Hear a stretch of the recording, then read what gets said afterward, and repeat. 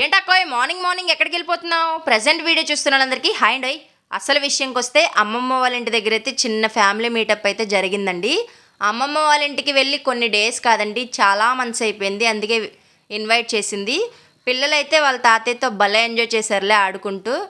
ప్రతి ఒక్కరూ తలోక పని చేయడం వల్ల కుకింగ్ అయితే త్వరగా కంప్లీట్ అయిపోయింది. స్వీట్ గారెలు, హాట్ గారెలు with chicken curry, dum biryani వచ్చే వరకు ఏదో ఒకటి పెడుతూనే ఉందండి.